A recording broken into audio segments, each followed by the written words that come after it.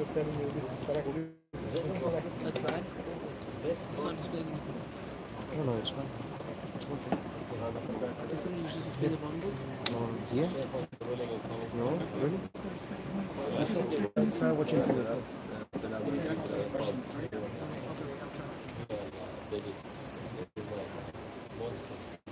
You have a lot of things said by the scholars about that monadara, that it does this way.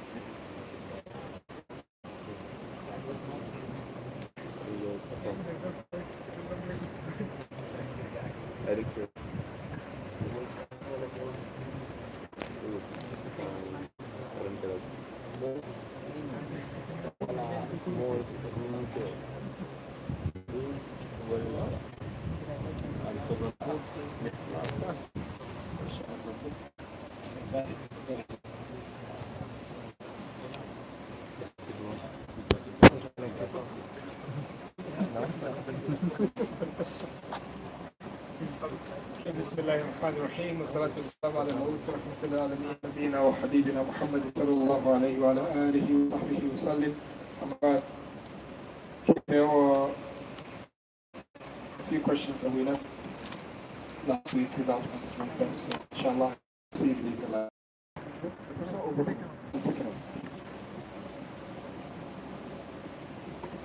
Okay, this one was asking about Khadija radiallahu anha. What is that great?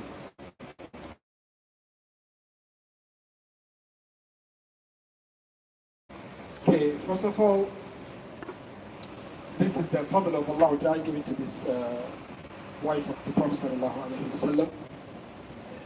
Allah subhanahu wa ta'ala grant his fadl to whomsoever he wishes. And what we can understand to be the reason why she got this status in Islam was the attitude of trust she had with the Prophet ﷺ before Islam and after Islam. The first person to accept the Prophet ﷺ was Khadija. And she supported the Prophet ﷺ with her wealth, emotionally and financially. She doesn't have the leadership at her hand. She can't take action against others, but she has money. Wherever politics cannot work and authority cannot work, money can do the job. So she sacrificed her life to benefit Rasulullah sallallahu alaihi wasallam. And that's why Prophet sallallahu alaihi wasallam loved her, my knowledge and my belief, more than anybody else amongst his wives. That's why, Wallahu A'lam, to me, is better than Aisha radiallahu anha. Better than Aisha radiallahu anha for the following reasons. The scholars divide it into two concerning who is the best in that huge knowledge for the benefit of the ummah. She's 100% engaged in spreading knowledge among the Muslim community during the time of the Prophet during the time of the Khulafa al-Rashidin. They used to send people to go to her from in her knowledge. But who is the best? Allah knows. The Prophet ﷺ said, خَيْرُ نِسَائِهَا خَدِيجَةُ بِنْتُ خُوَيْلِدٍ. Among all of the sisters of her time was Khadija bint Khuwaylid. And many scholars said he's talking about the Nisa of this ummah. Just like he says, خَيْرُ نِسَائِهَا Maryam bint Imran. The best of the sisters of her time was Maryam bint Imran. So Khadija, she got this, and Aisha radiallahu anha was not mentioned to be given this status in the eyes of Sharia. And the Prophet sallallahu alayhi wa sallam said, كَمْلَ مِنَ الرِّجَالِ أَرْبَعُونَ. I'm sorry. كَمْلَ مِنَ النِّسَاءِ مِنَ الرِّجَالِ كَثِيرُونَ وَلَمْ يَكْمُلْ مِنَ النِّسَاءِ إِلَّا أَرْبَعٌ. Many who are prophets and completed. Just look at Quran or Nuhu. From the man Allah subhanahu wa ta'ala sent the messengers. So if you look at the number of the prophets and the messengers of Allah subhanahu wa ta'ala, about 124,000 prophets, they're all from the brother side. So that's why when he says many of the brothers are completed, so perfect. Even if you look at that number, it's more than enough. But it's from amongst the sisters, nobody reached that position of perfection except 4. It says nobody reached that except 4. And Aisha was not among those 4 mentioned by the Prophet sallallahu alaihi wasallam. It's Maryam bint Imran, Asiya bint Muzahid, Maryam bint Imran, mother of Isa alayhi salam, and Khadija bint Khuwaylid, and Fatima sallallahu alayhi wasallam. SubhanAllah, this one is the daughter of the best from both sides. Her mother is the best, and the father, there is no room of comparison between him and others. And he says, Fatima, Badatu Minni, Yaribini Ma'abaha. That's why many scholars said she is the best. That's why she will be the one who will lead the sisters in paradise. If you look at this also, you can understand. So, this mentioned about Khadija, but Aisha did not get that. Aisha radiallahu anha was once sitting with the Prophet sallallahu alayhi wa sallam, and she said, Ya Rasulullah, that she has seen the way the Prophet sallallahu alayhi wa sallam remembers Khadija. There was a great test that happens in the life of Muhammad sallallahu alayhi wa sallam to lose Khadija. He couldn't forget. Imagine the sister of Khadija came, or her friend. The Prophet sallallahu alayhi wa sallam, he heard somebody knocking on the door. He said, who is that? It was during his time with Aisha, they were talking, discussing. And then when that person knocked on the door, the Prophet ﷺ asked about that, who is that? And she mentioned her name and her relationship with Khadija. The Prophet ﷺ jumped. He looked at Aisha as if she didn't exist. She said, Ya Rasulullah, what happened? He said, didn't you hear that the friend of Khadija is on the door? She said, what? But the way the Prophet ﷺ left her, she was surprised with that. And he moves very quickly because somebody who has connection to Khadija arrived. The Prophet ﷺ was sitting with Jibreel alayhi salam, and then Jibreel told the Prophet ﷺ, is Khadija coming to you? If she reached you, you should tell her that Allah subhanahu wa ta'ala sent me to convey his salam to her. And also tell her that I'm also saying salam to her. He says, Allah sent him to greet her. Oh goodness. When I see this, I said this discussion actually should be closed. This controversy among the scholars should be closed. So Allah subhanahu wa ta'ala, to greet a person, an angel will come us to say Allah is saying salam to you. When she reached them, the Prophet sallallahu alayhi wa sallam said, Ya Khadija hada Jibreel. And he told her that Jibreel said, Inna Allah yuqri'uka salam. And he also is saying salam to you. Allah. This is very smart woman. Look at the Jibillah, the way she replied. She said, Ya Rasulullah, Inna Allah huwa salam, wa alayka wa ala Jibreel salam. She said, Tara ma la nara ya Rasulullah. She said, Ya Rasulullah, you see what we cannot see. And then she left. It happens during the time of Aisha radiallahu anha. When she came, Jibreel told him, Ya Rasulullah, this is Aisha radiallahu anha. When she reached you, please give my salam to her. You do not say Allah sent me to greet her, but give my salam to her. So this is one of the preferences used by some scholars in favor of Khadija over her. But one of the strongest evidence, Wallahu alam, is the saying of Aisha radiallahu anha. She herself, she said, Ya Rasulullah, this woman, Aisha really talks to the Prophet sallallahu alaihi wasallam, and I never feel jealous of any woman on earth. And it's greater than my jealousy with Khadija, and I never saw her. She said, because the Prophet always mentioned, if it's Khadija, she would never do this. Khadija, Khadija, Khadija, Khadija, you know. So she said she got annoyed of this. So one day she told the Ya Rasulullah, you see, what is this? You know, you're just living like that, living with a woman, Hamra Shitqayn, who has a very red mouth. She's not talking about this Khadija putting the, what do you call the red lipstick, lipstick, you know. She's not talking about that. She's talking about an old woman that lost her teeth. What left the gums? The gums usually they're almost red in color. She said, yeah, so you live with an old woman. She doesn't even have teeth. And Allah SWT has changed you with a very young person. You know, Allah has granted you better than her. And you're still remembering her. He said, no, Allah did not give me better than her.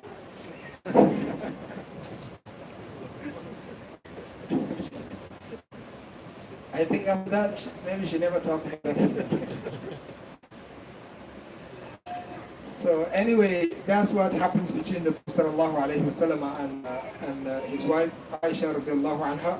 As I said, Khadija radiallahu anha, she has a lot of qualities. Dedication for the sake of Allah subhanahu wa ta'ala, very strong in her faith. And she stands for the truth. And with the Prophet sallallahu alayhi wa sallam before and after. You know, with no hesitation, she accepted the Prophet sallallahu alayhi wa sallam. Right after he saw what he saw, the Prophet sallallahu alayhi wa sallam was taken by her. She comforted him first. Even that one also is it. Any woman who wants to succeed, she should be like that to the husband.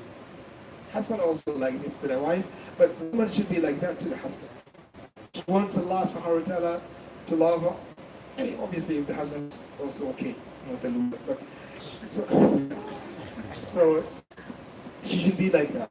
When the Prophet sallallahu alaihi wasallam came, they said, Yarjuhu Fuadu. It's like his heart is beating.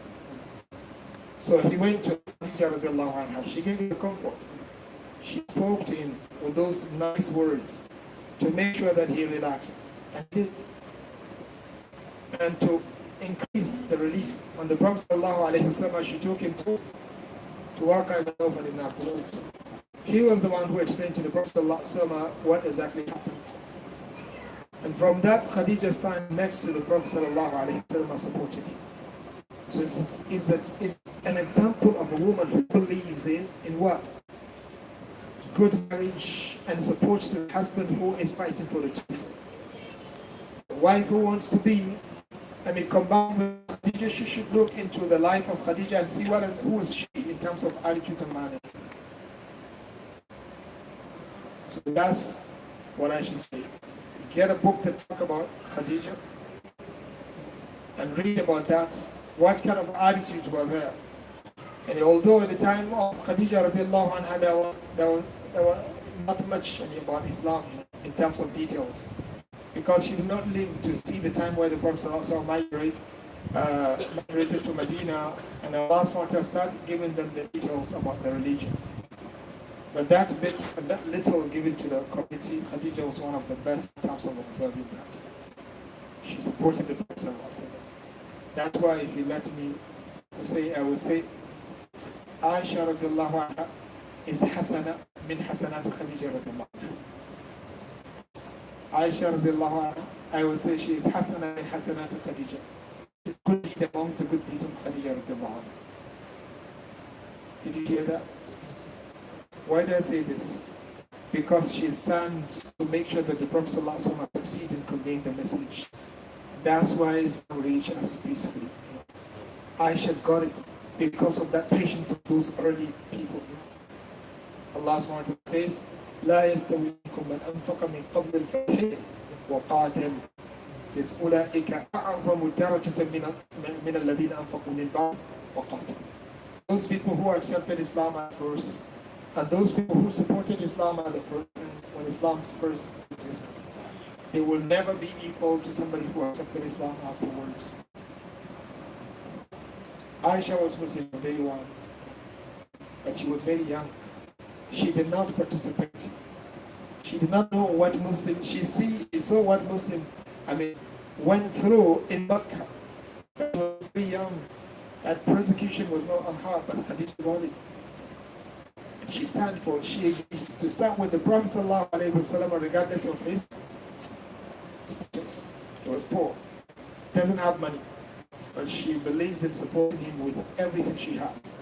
The last minute, when the believers went through the boycott, she supported them with everything she has. So that's why when she dies, the Prophet ﷺ was really in the bad situation. Really in the bad situation. Until the time Jibreel came to him and he told him that you are sad for Khadija, and he told him where Khadija is exactly. Then the Prophet ﷺ got Khadija. You are the one who is sad that she is now in this place. When the Prophet ﷺ heard that from Jibreel, that worries goes because she was enjoying. So this is my advice to our sisters, to look into the life of the wives of the Prophet ﷺ and get from that. Get it? And at the same time also I would say, when you decide to marry, okay, try and marry somebody who can help you to practice that. Only when the door is open, the person can get in and do what he's supposed to do. So if you stay with a spouse who is a loser, may Allah subhanahu wa ta'ala protect you.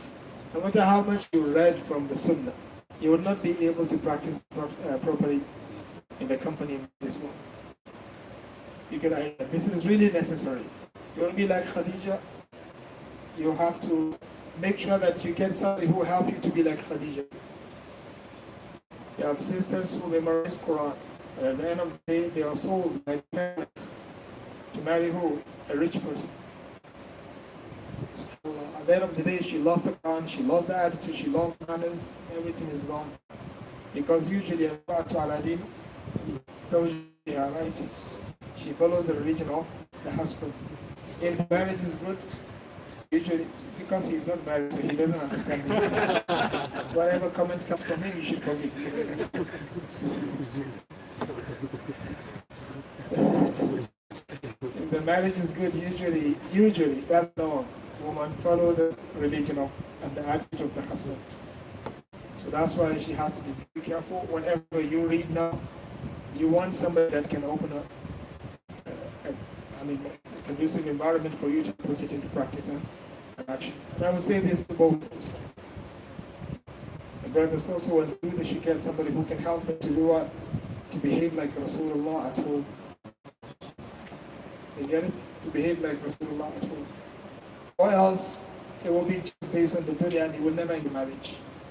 It will last for a few days and then khalas ma'as-salam. Because, okay, forgive me for saying this, those of you who are already married, close your ears, don't listen to this. Otherwise, maybe next time we will never come to this class again. But I look at both spouses like the new device you got. Okay, this is just an example. Okay. They said you can give example of anything. The point is to understand the message. So look at the spouses just like the device, the phone. When you bought it first, what happened? MashaAllah, it was in the box. You come home, you open it nicely. The kids, when they come, you tell them a bit far from it. You also, when you come away, you touch it. Nobody, like me, even you want to tell her, be careful, And then after a few years, what happened? Come and see us when we come to pray. Throw it away like that. Why? Because when it was new, you did not know it. Okay, you don't see that much. So you see that kind of respect and love and attraction is going to be gone. I'm telling you, this is exactly, you agree, you don't agree, you will agree by force next time. This is exactly who the two spouses are. No matter how much beautiful she is, how much handsome is this person, I'm telling you, this beauty, the handsomeness is going to be gone. Soon it will be gone. That's the reason why the scholars said this is the hikmah, and the reason why Sharia says focus on two things, religion and manners, because it's also a form of a beauty. If this is the factor that motivated you to marry, this beauty never go. It remains. Nobody says you got to marry an ugly person. Nobody says that. But everyone will tell you, following the advice of Rasulullah is the best. Focus on the deen first, and manners only if somebody qualifies these two, then you go for the next stage. What is that? The way that person looks like. I don't call it beauty. I call it the way that person looks like, whether you will be comfortable with them or not. Because what Abdurrahman agrees to be okay, I might not agree. What I agree to be okay, Abdurrahman will say, A'udhu Billah, if he says that. Do you get the idea? That's why we talk about him. He goes and see whether he will be comfortable or who cares about others. You're not going to portray your wife and show them, although there are some people who do that, you know. Somebody told me that he met a brother, subhanAllah, I don't see lack of jealousy like this. SubhanAllah. He met a brother and the man told him, this is my wife, what do you think? What do you say? I mean, he needs somebody to wake up. Allah want to guide us through. I really wish that you guys, those of you who are still in the state of slavery, it means you're not married yet. Think wisely before the marriage. Focus on these two things. The last one, the third one is what? To see whether you can be comfortable with that person. Because if somebody fears Allah subhanahu wa ta'ala, then you will be able to practice that which we learn to be the attitude of the predecessors. Otherwise, your house is going to be hell. Write down in your brain, your house is going to be hell. If you're a righteous person and you marry a bad person, your house is going to be hell. You will never enjoy marriage at all. Either you're going to submit and come back to her attitude or his attitude, or you will live according to the good manners, but you will be burning every day. Because a lot of contradiction is going to take place in your house, and you will never get relief, except when you see your partner practicing the religion. And this partner of yours is not somebody who does that. So at the end of the day, either you live in that situation or you end up by divorce. That's better actually. Because you will end up having children who are going to follow the attitude of the bad one sometimes. They have a lot of issues like that. The husband is good, the wife is evil. The husband is bad, the wife is good. What? She will be asking, now I cannot trust him when it comes to the children. Is it okay just to live alone without living with him? All of these things. That's why we have to think from the beginning and take see how the Prophet ﷺ sees. May Allah subhanahu wa ta'ala grant us good and make that person like Khadija in terms of manners and attitude, and let you see Khadija and be with her in paradise. In the same house, this one, impossible. But to be in the same, inshallah, if those idhnillahi ta'ala, Allah subhanahu wa ta'ala grant you success to meet in February, inshallah. But we have a lot of work to do. Get ready with your questions. I'm coming to you. Question was saying, there was a statement the brother said to me, he said you should pick the wife of your children before you pick your wife. And the mother of your children. Mother, sorry. Say the wife of children, I would like. Sorry. You're not even married yet. He's picking up the wife of his children. This is a bit of you know.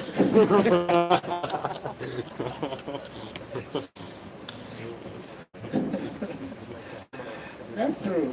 That's true. You think about this woman is going to be the mother of your children. You think a lot. I'm telling you, it's really a big issue. But unfortunately, we don't understand it now because we're not in that state. So don't focus on this shallow beauty and shallow way of looking at the husband or the wife. This one is going to go. It's going to go. Yes? The question was, how do we know this woman is capable of being a mother? Look at our righteousness. The Prophet ﷺ asked you just to focus on this. Good manners and religion. She prays, she fasts, she loves Allah and the Prophet ﷺ. This compulsory and from ayat, she does them properly. That's one. She behaves nicely towards others. As a good man. That's what you should take. Don't worry about how is she going to raise up the children. This one will come afterwards.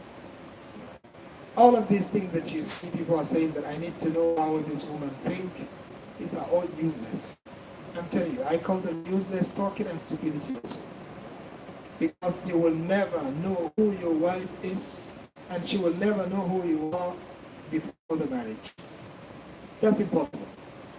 Only after the marriage happens, then the true picture of each and every one of them is going to come out. Because you cannot hide your natural attitude. But before the marriage, you can hide them.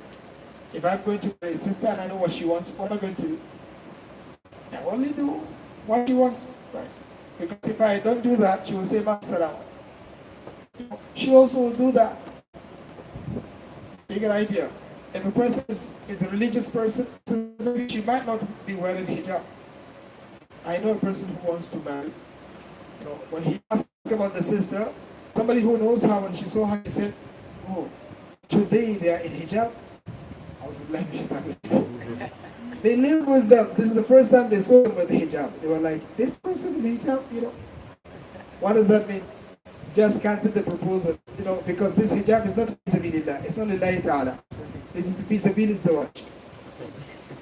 And believe it or not, after the marriage, if you don't do what she wants, she's going to go back to the old attitude. You're going to suffer a lot. The same goes to the brothers. So this is what happens. So when are you going to know? When is the person going to know who exactly this person is after the marriage? That's why, to my knowledge, there is no place whatsoever where Sharia advises you to engage in talking with the person whom you want to marry at all. And you're going to pay the price. And we have been paying the price. Because the more you talk to a sister, the less value your marriage is going to have in the future. And they will not respect you that much. Okay, when you hear the story of these people, sometimes they fight a lot.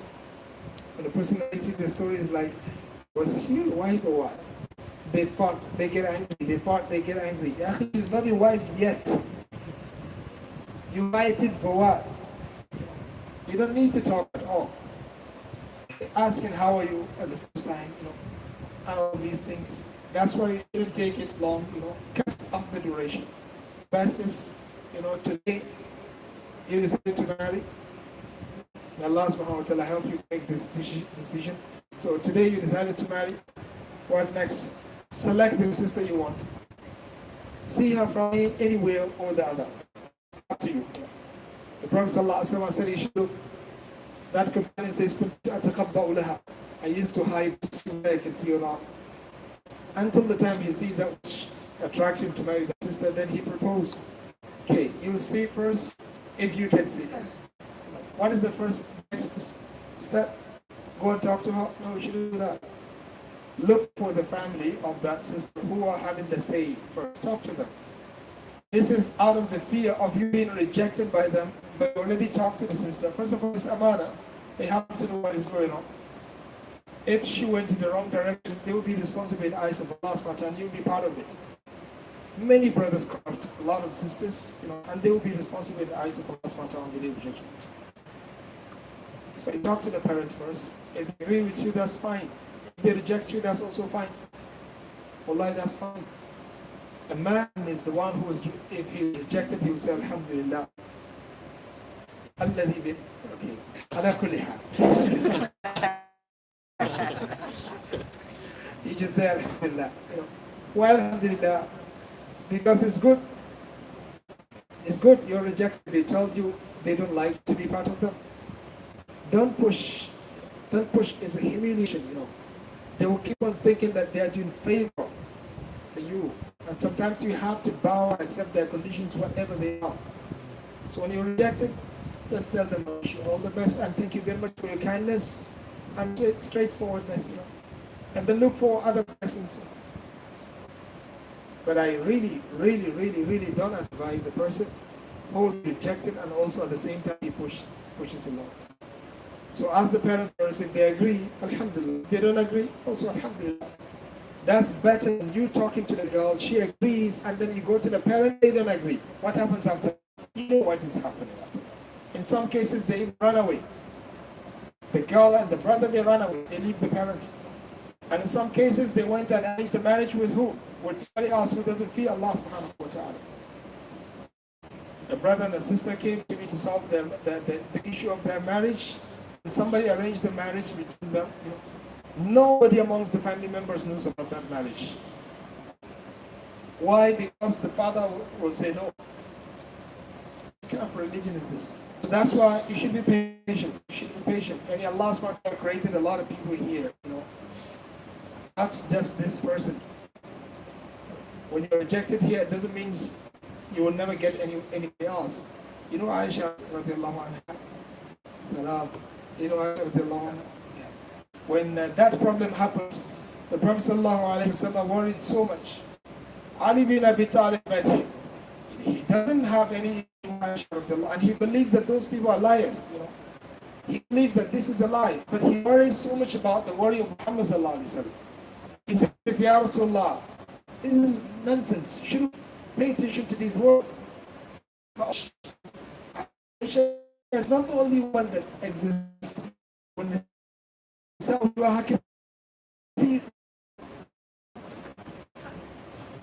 and she stopped even mentioning his name.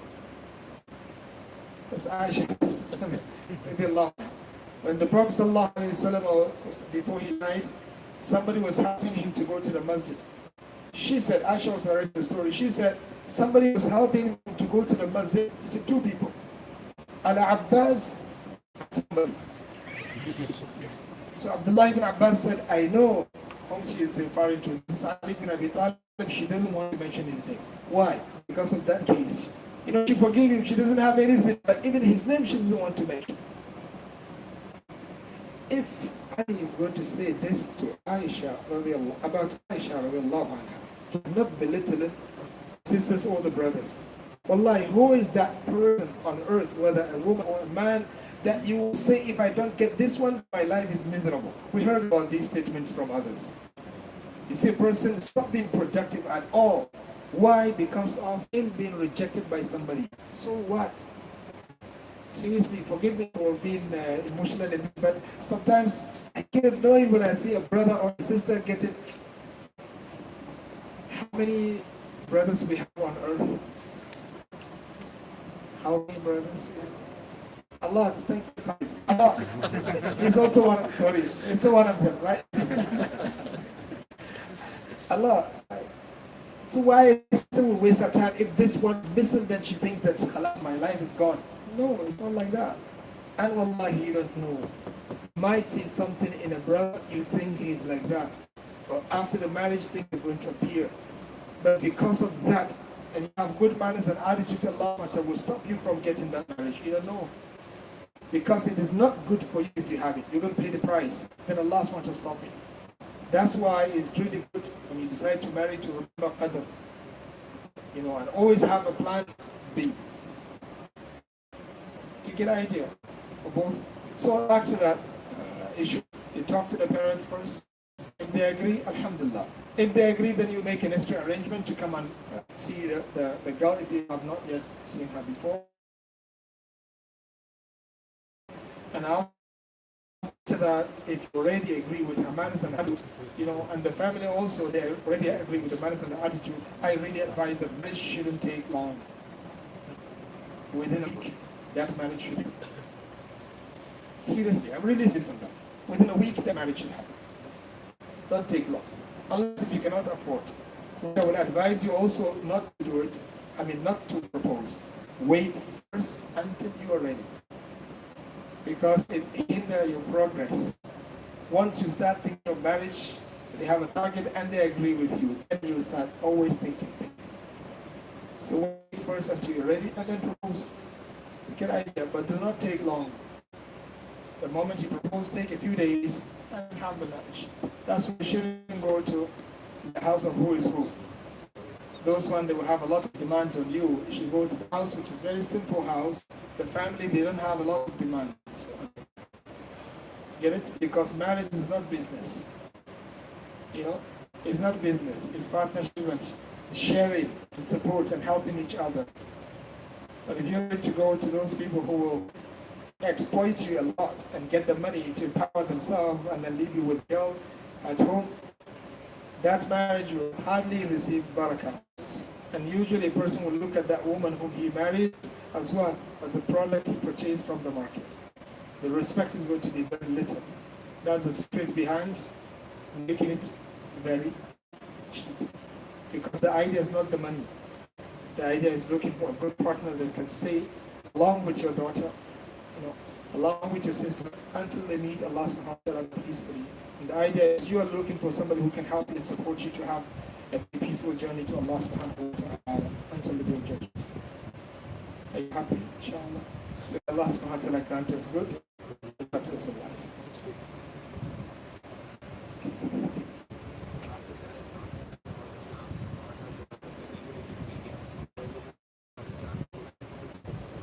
If a kafir dies, not knowing about Islam, somebody lived and he died without knowing anything about Islam. Okay. This one, according to the best of the scholars, he will be tested by Allah subhanahu wa ta'ala on the day of judgment. That's why the hadith of the Prophet sallallahu alaihi wasallam said 4 people are going to be tested on the day of judgment. One of them is a person, Sahib Fatra, we call him. We define Ahlul Fatra by nature, not by the time they live. Ahlul Fatra or Sahib Fatra is somebody who lived in a place where Islam does not reach, or he never heard of Islam at all throughout his life. Truth knowledge.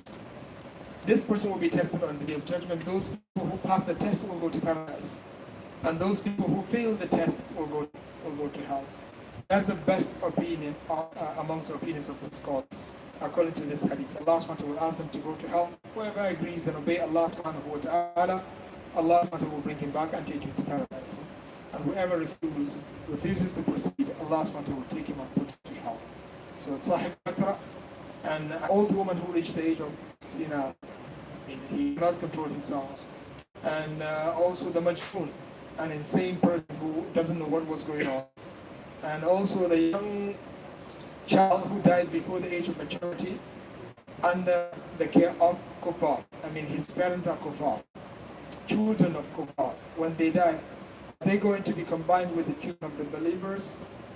Allahu alam, the best opinion is the one that says they will also be tested on the day of judgment. There are around 4 opinions based on hadiths mentioned by the Prophet sallallahu alaihi wasallam. In one narration, when he was asked about the children of the non-believers, he said, Allahu a'lamu ma kanu amili. Only Allah knows what they will do if they live.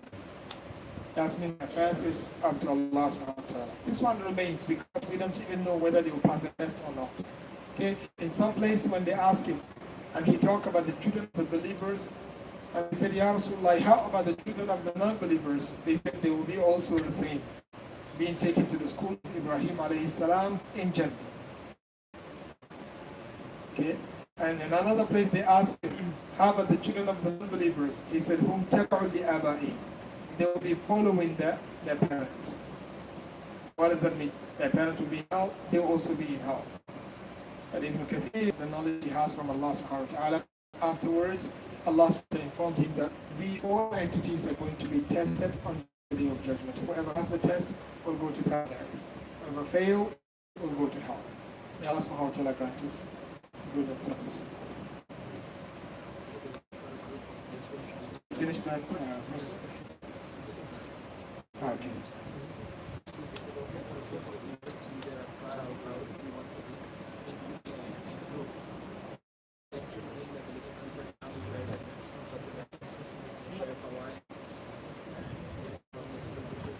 It was an attitude of the Prophet ﷺ or his companion together in a place in order to recite those adhkar. Allah subhanahu wa ta'ala says, وَلَا تَجْهَرْ بِصَلَاتِكَ وَلَا تُخَافِ بِهَا وَابْتَغِ بَيْنَ ذَلِكَ سَبِيلًا. Instead of this, I propose for them mudarasatu Quran. Ibn Mas'ud found some of the people doing this, and he told them that either you are better than the companions of the Prophet ﷺ, or you have some knowledge which they don't have, because none of them was doing this. So I propose for them mudarasatu Quran and knowledge.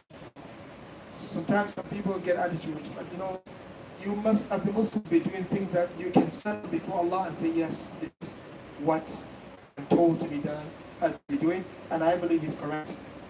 The Prophet ﷺ said, "Majtama qawmun fi baytin min buyutillah yatluna kitab Allah wa yatadarasuhu fima." Do the mudarasa of the book of Allah subhanahu wa ta'ala. Really study the level of your understanding in terms of tafseer, share lessons that you get from here and there. One of you read, the rest are fixing the recitation, share lessons.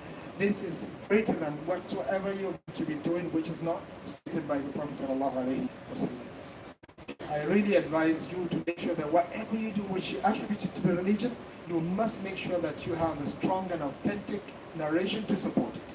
Otherwise, you leave it because you're going to face the consequence on the day of judgment. The religion of Allah subhanahu wa ta'ala is a system designed by Allah subhanahu wa ta'ala, and we have to keep it the way it is. We the human beings, if we have a company, but imagine you have a company, would you allow somebody to just come in and do whatever he wishes? If he's an employee, what do? You fire him immediately. It's a system designed by Allah subhanahu wa ta'ala, and then I'm the one who will come and tell you what to do. This one is supposed to be done like this. Where's Allah subhanahu wa ta'ala himself? That's why Rasulullah sallallahu alayhi wa sallam said, whatever happened to be part of the religion, he said, leave it to me. He said, kiluhu ilayya. He said, leave it to me. Do you get the idea? He said, leave it to me. What does that mean? It means we are not supposed to introduce anything other than that which is given to us by Rasulullah sallallahu alaihi wasallam. So I would just advise us, whatever you do in this life which you believe to be part of the religion, make sure you have something to back it up. Do not accept just this because this one says it's okay, this one says it's okay. No, it's not like that. Allah will never bring you and bring that person who suggested this to you. Allah will bring you alone and question you alone. The scholars will never be good. If you say it is from them, Allah subhanahu wa ta'ala will judge them also alone. Why did you tell so and so and so this? But you also, you have to follow the rules. Allah subhanahu wa ta'ala asks you to listen and adhere to the Prophet sallallahu alayhi wa sallam. Why did you do this? You have to answer this from Allah subhanahu wa ta'ala. Sheikh Fulan Wa'idlan told me to do this. What is the evidence to support it? But you don't use this as an evidence to do this. Why? Because Rasulullah said you should do this. Because Allah subhanahu wa ta'ala said you should do this. I can't tell you because Sheikh Fulan Wa'idlan said this. He said, be very careful, otherwise we end up doing exactly like the Christians and the Jews. Reverend so much. Their scholars neglected that which is given to them. They lost their religion completely. We also, the Muslims, if we're not careful, we're going to end up doing this. Says, this is the beginning of deviation of the Nasara. Focus excessively and so much on the scholars and neglected the book. When scholars get corrupted because human beings, nobody already knows the book. So the scholars, they just sit down and write book by their own hands and claim that this is from Allah subhanahu wa ta'ala. Who is to verify? Nobody, because nobody even knows the book, because they already neglected to hold the scholars. We have to be very careful because we are headed towards this, we're headed towards this. You will tell the person that this is Rasulullah sallallahu alaihi wasallam, you tell you that you have to use your own aql. Which aql do you have? Which aql? Allah subhanahu wa ta'ala guide us to the truth.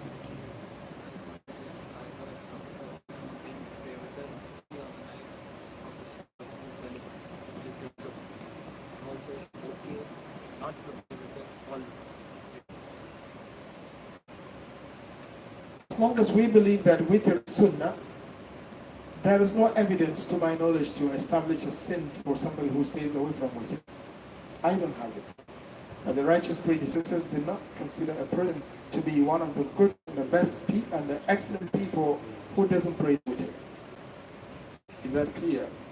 And what we learned from the companions of the Prophet sallallahu alaihi wasallam, and the Prophet sallallahu alaihi wasallam did not neglect witr and rak'at al-fajr. The sunnah and the Prophet sallallahu alaihi wasallam, as long as he can pray, focus on the witr and rak'at al-fajr.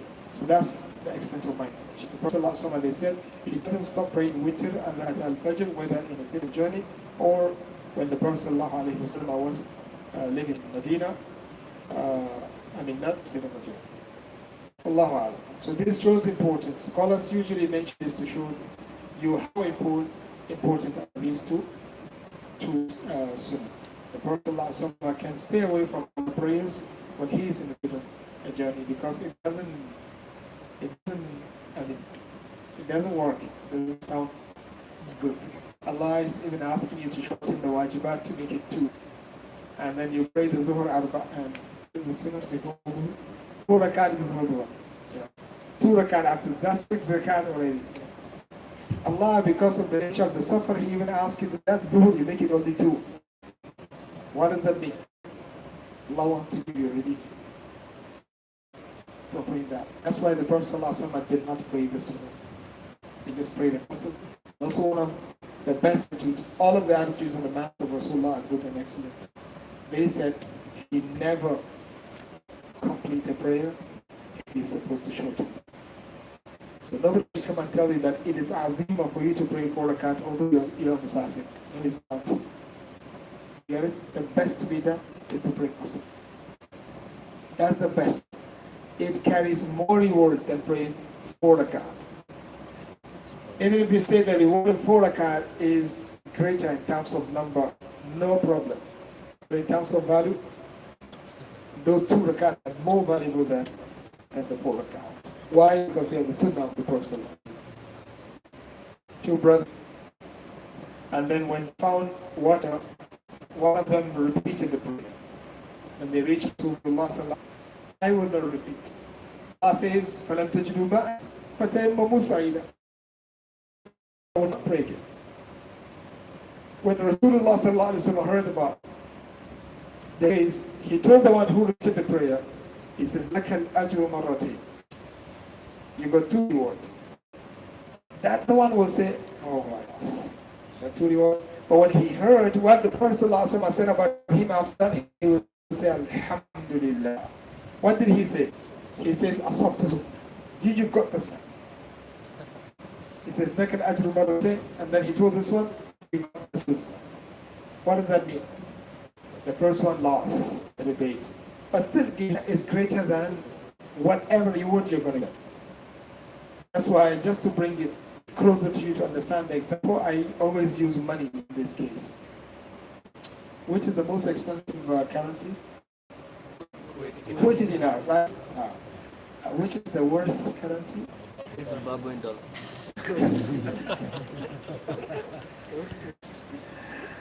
How much is against $1?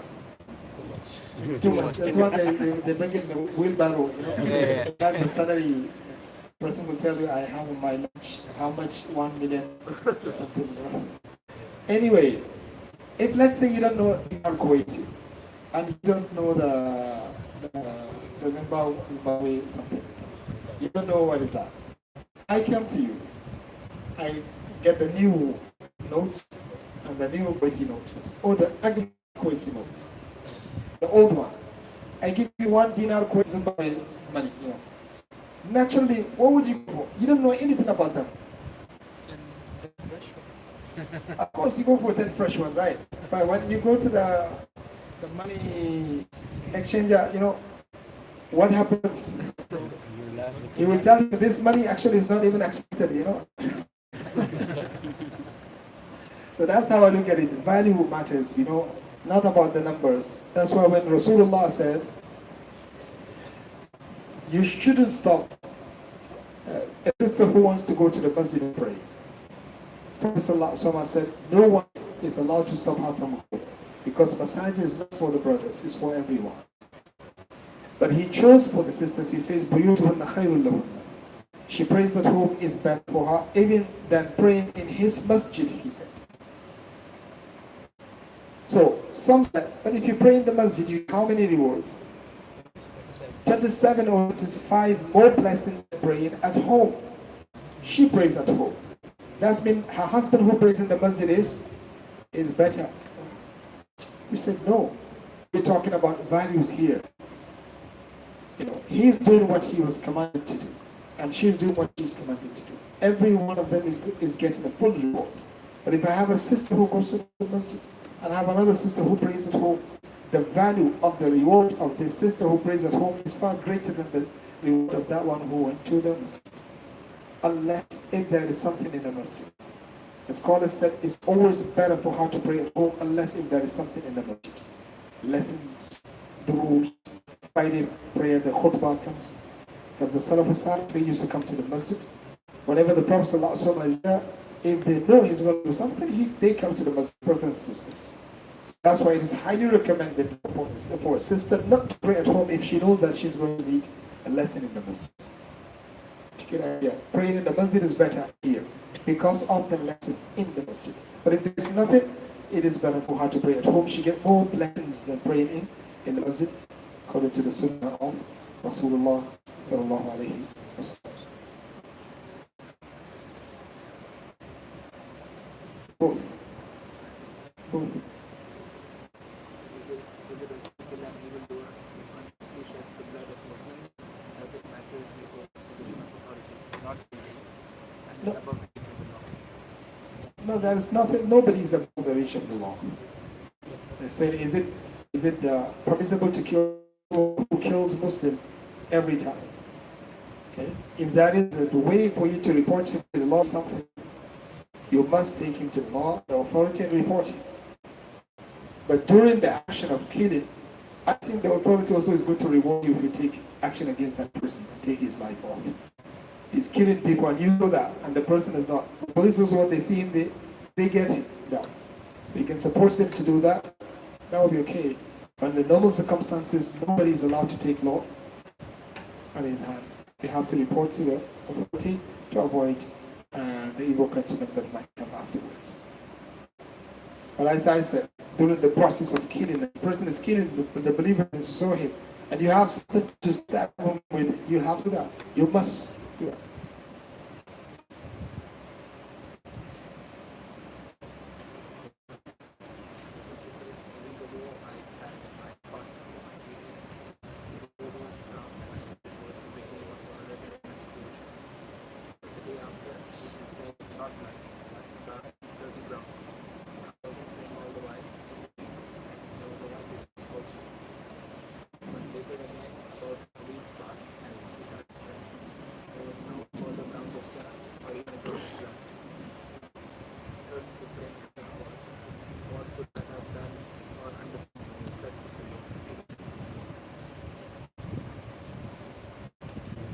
I don't get the question. It means the purity comes, and then it turns to be something else.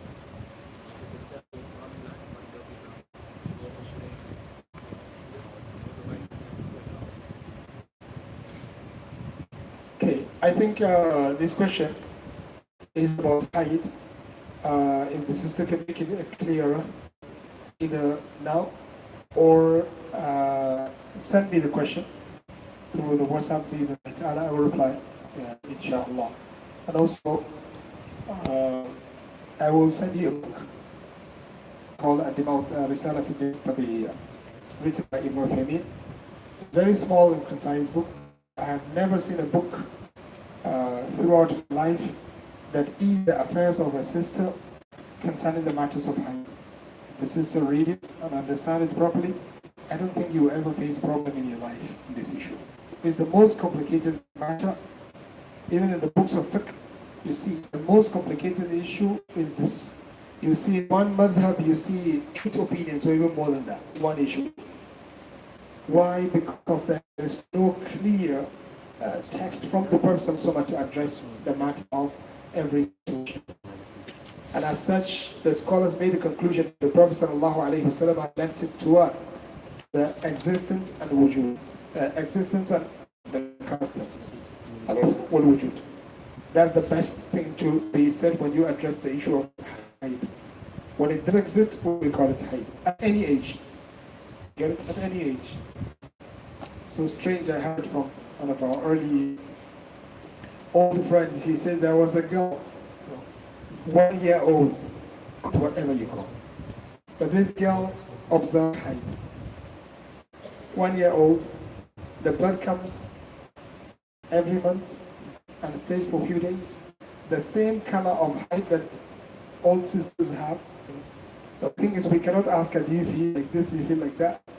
She doesn't know. But the same color, the same nature, same smell, when it comes for those certain days, every month, exactly the way an elderly woman observes height. What can you say about that? These are exceptions that Allah subhanahu wa ta'ala has in His creation, and Allahu fa'alun lima yurid. He says, هذا خلق الله. And you have some scholars said height start at the age of 9. You have some scholars said height start at the age of this. You have some scholars said height start at this age. You have variety of types of ages being checked by the scholars.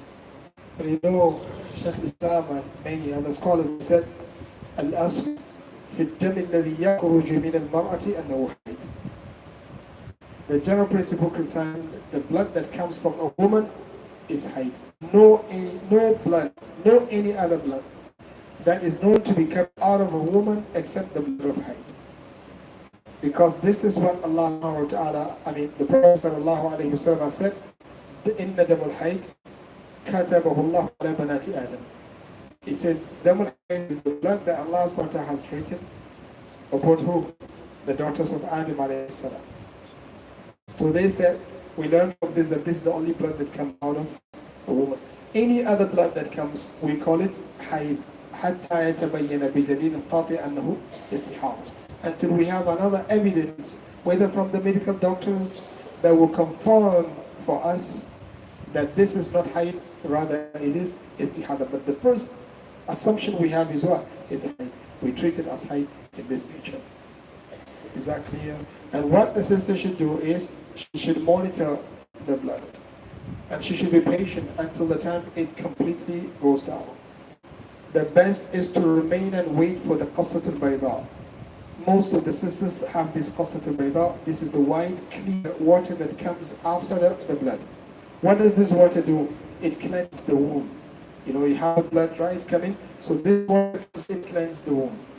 Once she sees this, that's when the purity takes place. That hayd is gone. Whatever comes afterwards is either the next hayd or another blood which is not hayd. You get it? So that's the best way actually to recognize the purity. To wait for Qassatul Bayda. I will jafaf. Jafaf is the dryness, the place to be dry completely, and a woman used a small piece of cotton to make sure that there is no blood at all. That's why they used to do that and send it to Aisha radiallahu anha to check for them whether they're pure or not. Aisha, when she sees dark blood in it, she used to tell them, be patient, you're still in the state of hayd.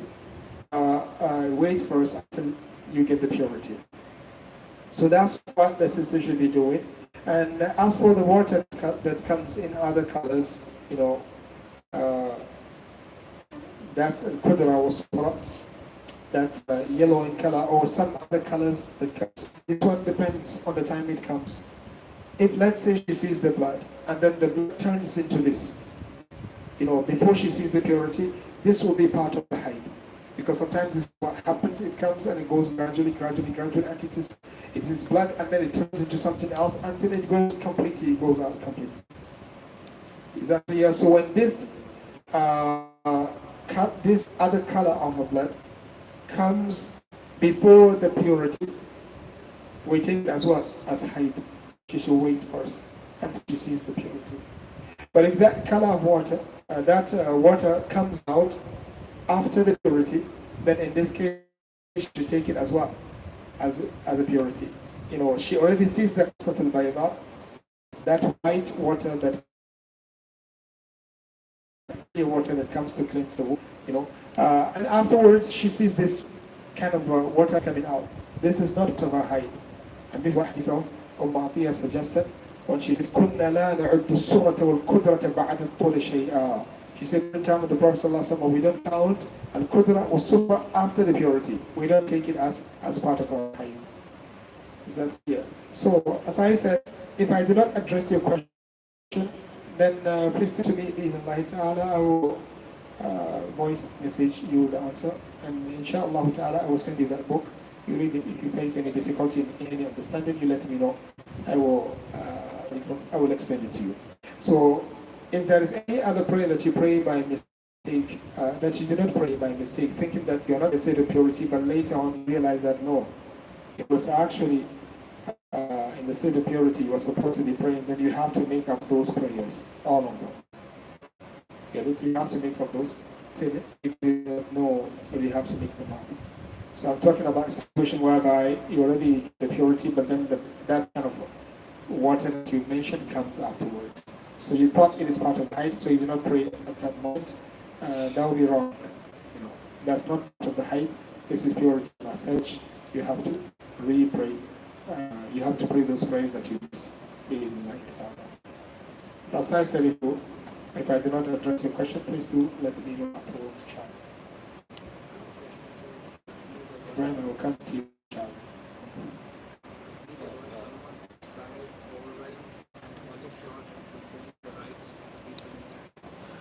What is that?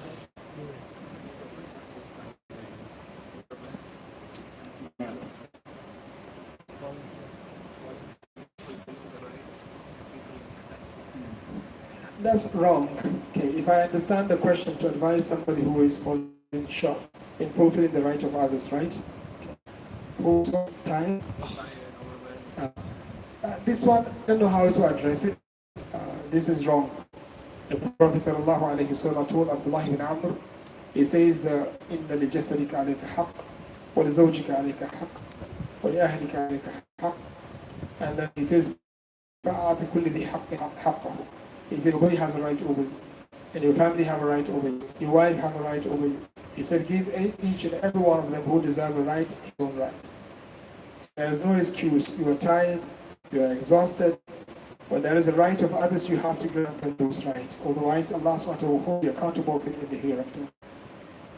So if you know you can't take your responsibility, then you shouldn't handle it from the beginning. May Allah subhanahu wa ta'ala just good. So that advice I will give. The right, you don't give them, you might die at any moment, and the last part I will take from your right deed and pay them their own. Yeah. May Allah subhanahu wa ta'ala grant us good success.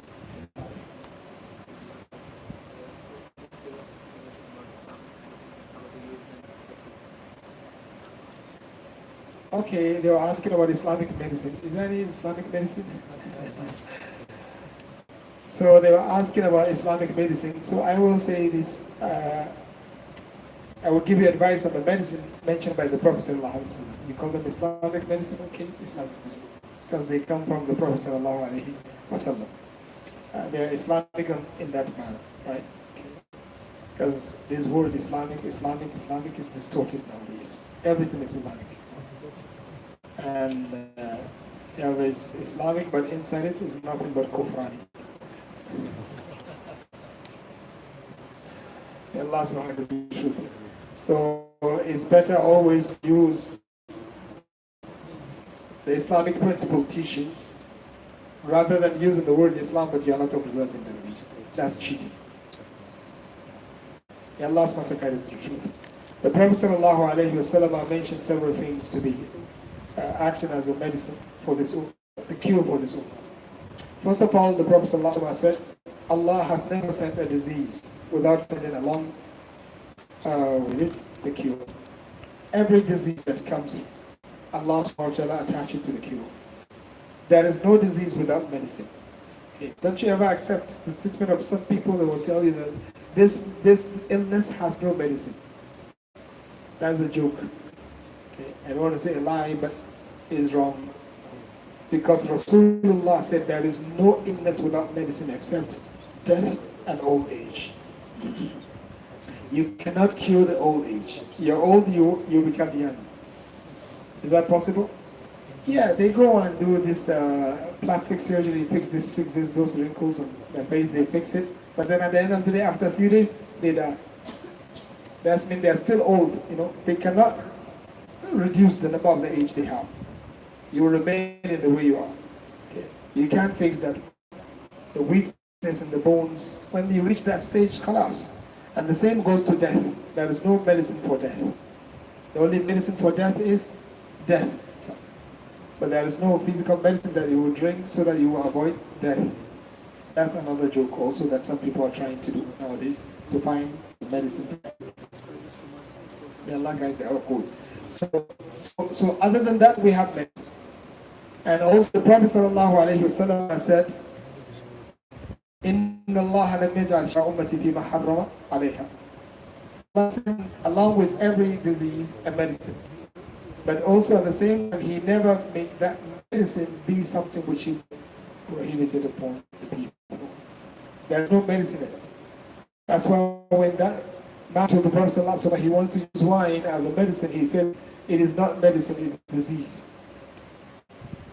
So and as such, I would say, any medicine that contains haram elements, you're not allowed to take it. Okay, any medicine that contains haram elements, you're not allowed to take it. Medicine that contains alcohols that can cause a person to be intoxicated, you're supposed to stay away from them. It's haram for you to take it. Do not listen to any that tells you this. Rasulullah says it's disease, it's not medicine. And it is disease Allah. We have an alternative? Yes, we do. That's why some of our scholars said there is no darura in medicine. There is no darura in medicine. What is darura?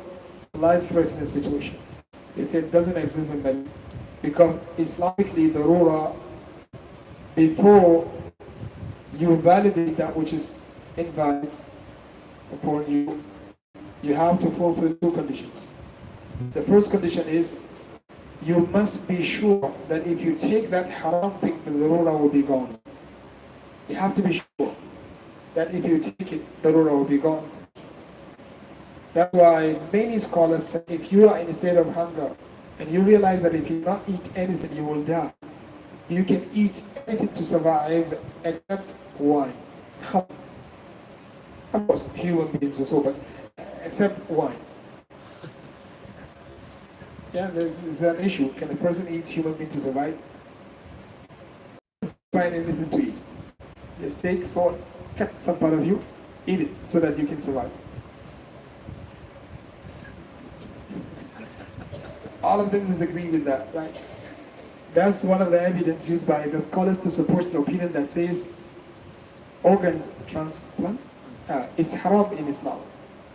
Because if I'm not allowed to take part of me to get it, to eat it, in order to survive, for sure you shouldn't be allowed to give it to somebody else. Except that which you have in your body which grows. You will not lose it. Like a blood and a liver, I don't know about that, but they said it's also grow. But other than that, you don't give it, because you don't own it. It's Allah subhanahu wa ta'ala's property, including the kidney. We have to look for other alternatives. So that's the best opinion, most opinions of the scholars, and that's what fulfills the maqasid sharia, the real maqasid sharia. The second condition is, you must make sure that there is no any other alternative. If you have other alternative, then you cannot take that medicine. So come back to the medicine that we have nowadays. Which medicine is there in the modern time that you are sure when you take it you'll be okay? It doesn't exist. That's why sometimes, most of the time, they give you the medicine and tell you to come back and nothing happened in 2 weeks. And sometimes, Abdurrahman might be sick, and Bashir also is sick. Ibrahim, medical doctor. If my wife, she is there, she called me Dr. Batil. So, anyway, let's leave her at home. So, Abdurrahman is sick and Bashir is sick. I give them both medicine. The same medicine because the same illness. He's okay, but Bashir is still suffering. It works with him, it doesn't work with our one. So they said there is no confirmation whether you'll be okay or not. And the darura cannot be legalized because of when this doubt exists. You get it? And secondly, is there any alternative? Yes, they have. Although we have situations whereby a brother was supposed to go for this and his wife just delivered. And it happens that they're going to give her certain medicine. He realized that there is haram element in it. He insisted that I don't want this. They said she will suffer. He said, no, I don't want. Look for something else. And subhanAllah, they propose something else and he checked, he found it okay. Why do you need to go for this since you have the halal one? Can you see the negligence, right? Because we keep quiet. You don't ask for it, that's why I don't even tell the use anyhow. Because according to them, just use everything. This is medicine. A lot of negligence exists in this field, you know. So most of the time I said we don't need medical doctors nowadays. in the way we have. We don't need. Okay, sorry, don't misquote me. What I meant is, we don't need what we have nowadays. We have, but we need somebody who is Hafiz li Kitabillah, a mini scholar, and also expert in medicine, medical doctor. Then you will see how they observe the Islamic manners. Allah, you will be happy to visit these kind of people. Somebody injected me once. You know, injection, when you have injection, you like squeeze yourself so much so that you will feel it. I never got it. I don't know what kind of wali, not wali, I don't know who he was, but I heard him saying Bismillah. Ala barakatullah. The first time Taqib was giving me injection, Bismillah. Well, I cannot remember. I was like, when did he finish? I don't say whenever you say Bismillah it works like that, but I can say barakah of what somebody. Allah is good to live with somebody. When he treats you, he mentioned the name of Allah subhanahu wa ta'ala before he does. This Bismillah. Why when you use an aeroplane that makes the dua with safar, you feel relief? Other aeroplane, how is that? You are making the dua, but as you're still thinking half, you know. Allah protects. So there is no darura, the medicine. Any medicine that contains haram elements, a person is supposed to stay away from it and look for other alternatives. Do we have alternatives? Yes, we do have. Okay, the black seed mentioned by the Prophet sallallahu alaihi wasallam, very effective, and he says there's a medicine for everything except a sum or sal. That means death, but it cures. It's very effective if you are to find the correct one. Remember that. If you are to find the correct one. Otherwise you will be drinking the oil of Simpson. That's what they do. Because the black seed oil is very powerful. So they get the Simpson, they almost look like the black seed, they put the black seed oil in it a bit. The rest is all Simpson oil. I don't know why people are cheating, you know. But anyway, so black seed is one of those mentioned by Prophet sallallahu alaihi wasallam. You have honey, mentioned by Allah subhanahu wa ta'ala, Rasulullah sallallahu alaihi wasallam. You have the cupping, the hijama, very effective.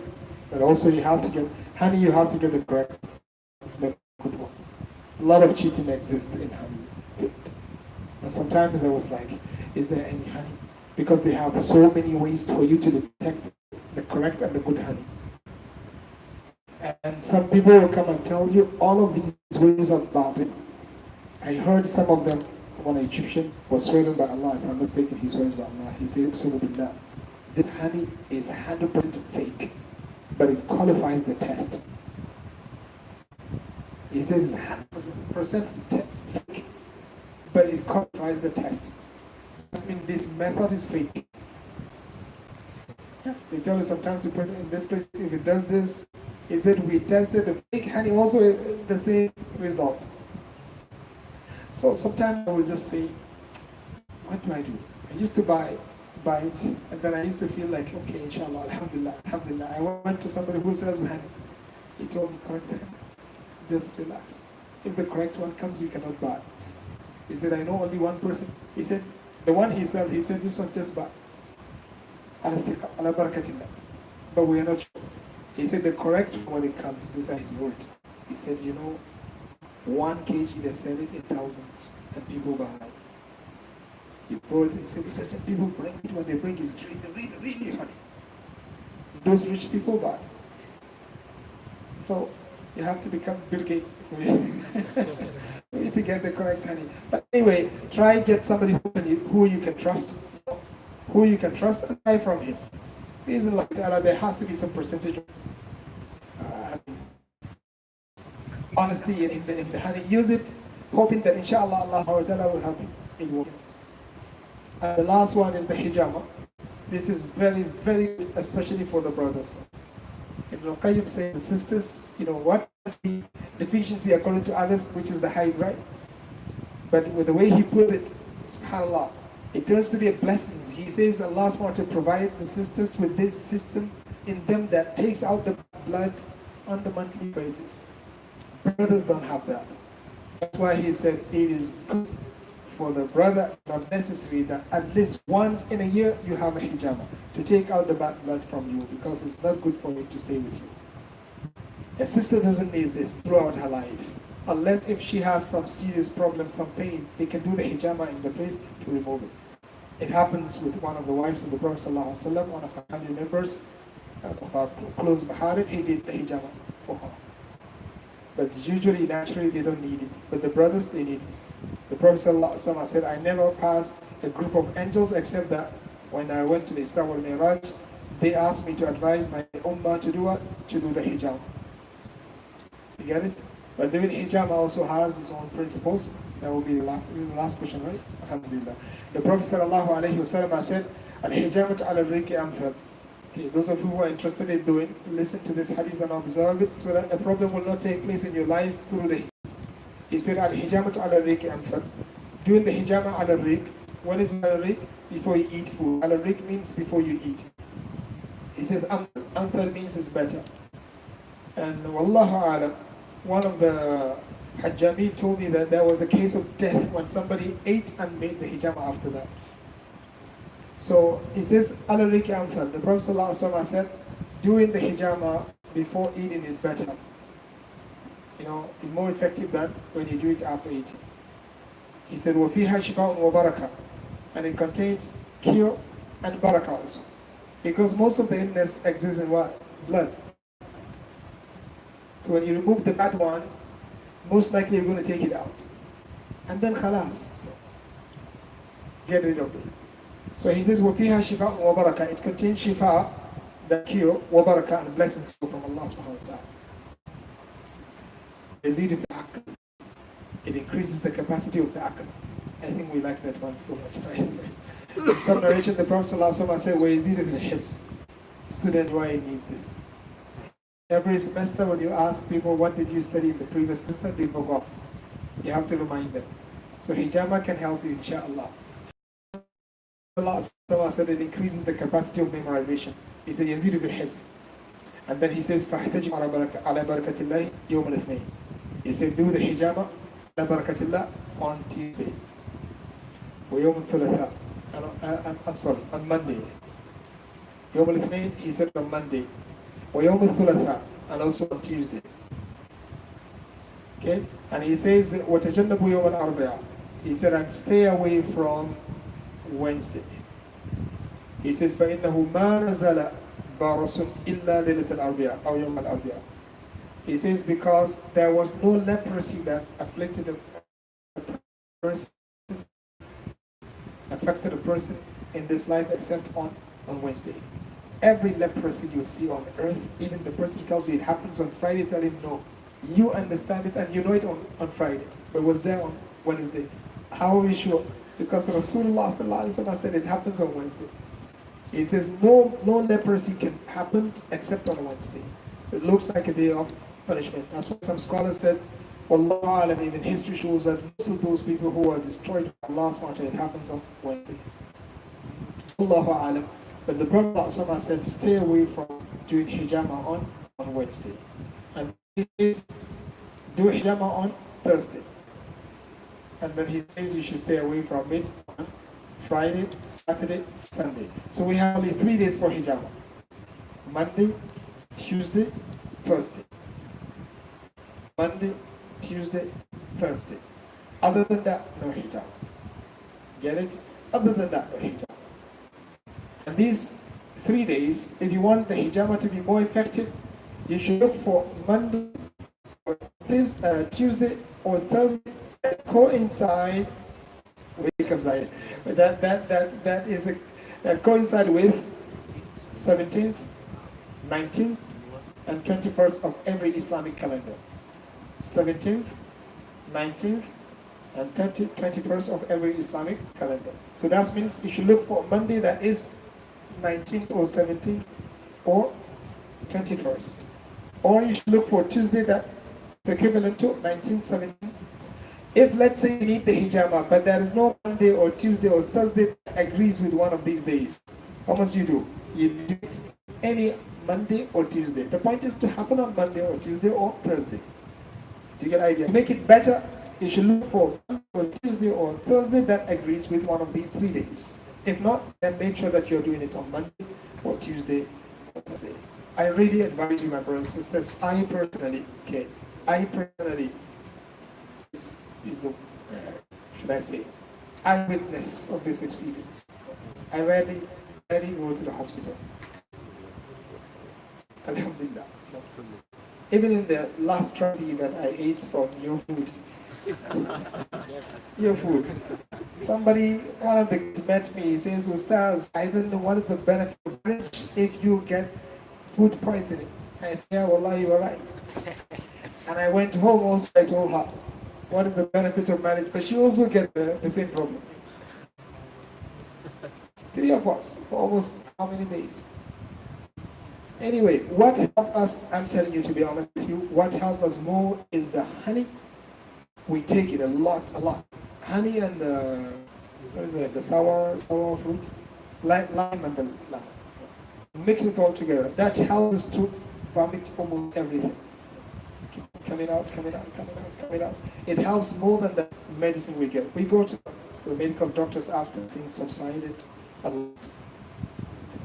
Out of the fear, because it keeps on going and gradually going, so we're afraid of something and we start looking for that. And I'm telling you, to be honest with you, the impact we got from those medicines advised by Rasulullah sallallahu alaihi wasallam is far greater than what we get from the medical doctors. And I'm actually scared of sometimes taking these modern pills. I was almost going to lose my child because of that, but we never get the situation. Wallahi, we take a medicine somewhere, I will not tell you where, but I thought this is my last day with my little child because of that medicine. We just have to get it. And then we check online, we found that the kids at this age, they are not supposed to be given this medicine, but she gave them, Okay, we have to be very careful, they have side effects.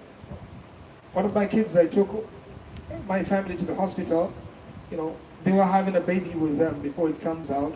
Wallahi, as if somebody tells me, check this medicine and see. It is mentioned in that place that the first person, يمنع منع باتًا أن تستخدمه المرأة الحامل. I was like, this woman, or this person, what is he thinking about? To get an idea, they said a pregnant sister shouldn't take this, but they gave it to them, This thing exists. Honey will not do this, and it gives you the medicine. Black seed will not do this, and it gives you the medicine. And we have a confirmation. There is a research in one of the universities that they have tested correct black seed oil, and it's very effective in curing the sickness of AIDS. The one that they tell you has no cure at all, it does have. It has. The first cure is to be good and righteous and stop committing evil. That's the best medicine for it. But second, go back to Allah SWT and see where we'll go or not. Wallahi, we'll go. But they don't want that because medicine is what?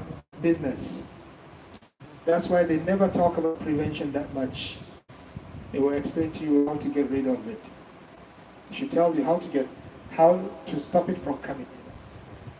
May Allah SWT grant us good. So I really advise you, if you have children, sometimes, most of the time, actually get the honey, make it as a juice, make it cold, It's better than some of the juice. Tell them just close your eyes and drink. May Allah grant us good. Subhanakallahumma wa bihamdika ashhadu an la ilaha illa anta astaghfiruka wa atubu ilayk.